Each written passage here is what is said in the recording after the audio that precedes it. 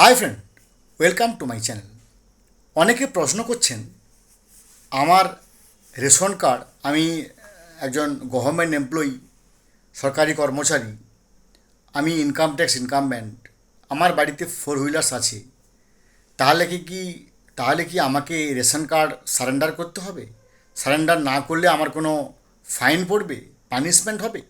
তো তাই আমার মনে হলো যে এটা নিয়ে একটা পরিষ্কার ভিডিও বার্তা আপনাদের কাছে পৌঁছে দেওয়ার প্রয়োজন আছে। কথাটা হচ্ছে কি না, দেখবেন অনেক জায়গা থেকে আপনারা বিভ্রান্ত হয়ে যাচ্ছেন, বিভিন্ন সোশ্যাল মিডিয়া ঘোরাফেরা করছে যে এই সারেন্ডার করতে হবে, এই না করলে অমুক তমুক শাস্তি, অনেক পানিশমেন্ট, অমুক তমুক। দেখুন, আপনাকে নিয়ম জানতে হবে। সঠিক নিয়ম না জানলে আপনি বিপদে পড়বেন বা কনফিউজড হয়ে যাবেন। আসুন নিয়মটা জানি। নিয়মটা কি না, ভারত সরকারের NFSA, NFSA মানে national food security act, national food security act 2013, অর্থাৎ 2013-তে ভারত সরকারের একটা ফুড সাপ্লাই থেকে একটা অ্যাক্ট বেরোয়, একটা নিয়ম বেরোয়।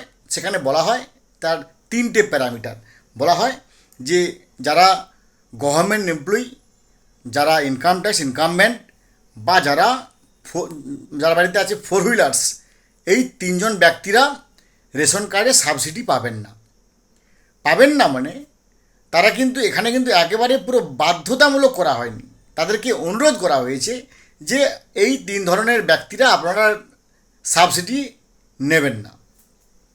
এবারে আসি আমি আমাদের ওয়েস্ট বেঙ্গলের ক্ষেত্রে, এটা হলো ইন্ডিয়ার ক্ষেত্রে। আমি বারে বারে বলি যে ভারত সরকার এবং পশ্চিমবঙ্গের মধ্যে কিছু কিছু জিনিস আছে, তাকে নাম হচ্ছে কনকারেন্ট লিস্ট বা যুগ্ম তালিকায়।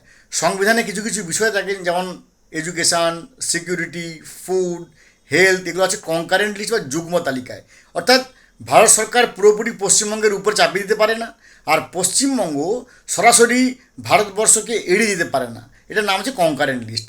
তো সেদিক থেকে আমাদের পশ্চিমবঙ্গে আজকে আমি ভিডিও করছি, আজ পর্যন্ত আমাদের পশ্চিমবঙ্গে 4 ধরনের রেশন কার্ড আছে।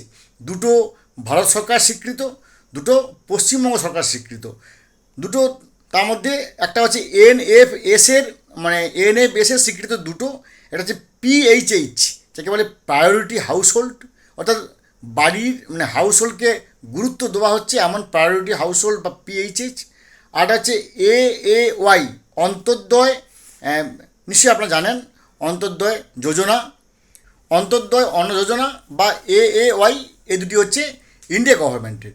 আর ওয়েস্ট বেঙ্গল গভর্নমেন্টের হচ্ছে RKSY 1, RKSY 2, অর্থাৎ রাজ্য খাদ্য সুরক্ষা যোজনা 1, রাজ্য খাদ্য সুরক্ষা যোজনা 2।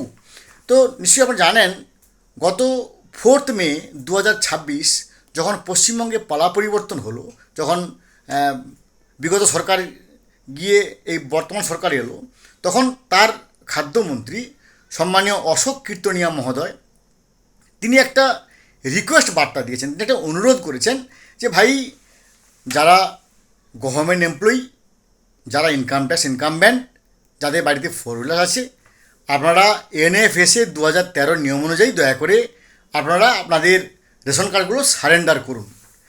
ইট ইজ ইম্পারেটিভ, একটা রিকোয়েস্ট করেছেন খাদ্যমন্ত্রী।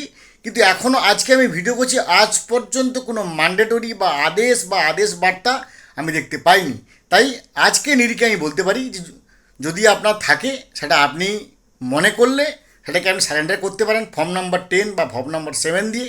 নিশ্চয়ই আপনারা জানেন ফর্ম নাম্বার 7 সারেন্ডার করা যায়, ফর্ম নাম্বার 10-এ আপনি শুধুমাত্র রেশন কার্ড পাবেন।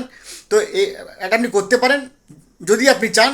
আর যদি আপনি না চান, আপনাকে কোনো কিছু বাধ্যতামূলক বা কম্পালসান আজকের এই পর্যন্ত নেই, জানি না কালকে কি হবে। তো এই ব্যাপারটা আপনার কাছে নিশ্চয়ই পরিষ্কার করে বোঝাতে পারলাম। ভালো থাকুন, have a good day, thanks.